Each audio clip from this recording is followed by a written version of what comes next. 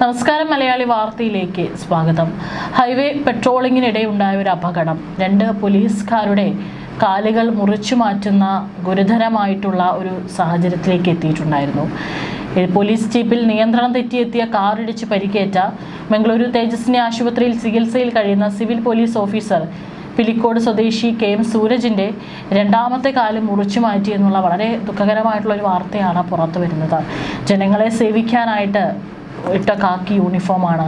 എന്നാൽ അതേ കാക്കി യൂണിഫോം ഇട്ട് തൻ്റെ ഡ്യൂട്ടി ചെയ്യുന്നതിനിടയിലാണ് ഇത്തരത്തിലൊരു അപകടം, അപ്രതീക്ഷിതമായൊരു അപകടം സംഭവിക്കുന്നത്. നേരത്തെ ഇദ്ദേഹത്തിൻ്റെ ഇടതുകാൽ മുറിച്ചു മാറ്റിയിരുന്നു. വലതുകാലിൽ 70% പരിക്കുണ്ടായിരുന്നു. ഒന്നിലേറെ ശസ്ത്രക്രിയ നടത്തിയെങ്കിലും ഫലം കണ്ടില്ല. തുടർന്നാണ് ആ കാലും മുറിച്ചു മാറ്റുകയായിരുന്നു. കാൽ മുറിച്ചു മാറ്റിയ മറ്റൊരു സിവിൽ പോലീസ് ഓഫീസർ ചിറ്റാരിക്കൽ കുന്നുംകൈയിലെ അലോഷ്യസ് മാത്യുവിനെ ICUവിൽ നിന്ന് മുറിയിലേക്ക് മാറ്റിയിട്ടുണ്ട്. മംഗളൂരു തേജസ്വിനി ആശുപത്രിയിലാണ് ഇരുവരുമുള്ളത്. ജില്ലാ ഹെഡ്ക്വാർട്ടേഴ്സിലെ സിവിൽ പോലീസ് ഓഫീസർമാരാണ് സൂരജും അലോഷ്യസും.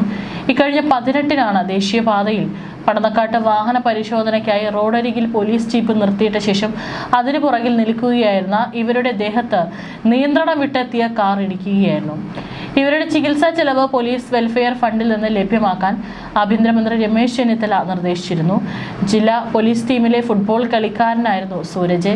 കാലുകൾ മുറിച്ചു മാറ്റിയ സാഹചര്യത്തിൽ ഇരുവർക്കും പോലീസിൽ തുടരാനുള്ള ശാരീരിക ക്ഷമതാ സാക്ഷ്യപത്രം കിട്ടില്ല.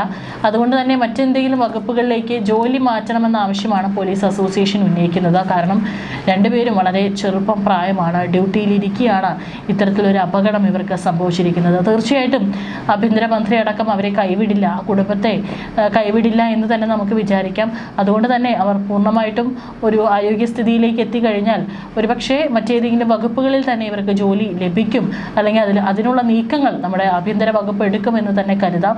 ഏതായാലും ഇത്തരത്തിൽ അപകടങ്ങൾ സംഭവിക്കുന്നത്, അതും ഡ്യൂട്ടിക്കിടെ അപകടങ്ങൾ സംഭവിക്കുന്നത് പോലീസുകാർക്ക് അപകടങ്ങൾ സംഭവിക്കാറുണ്ട്.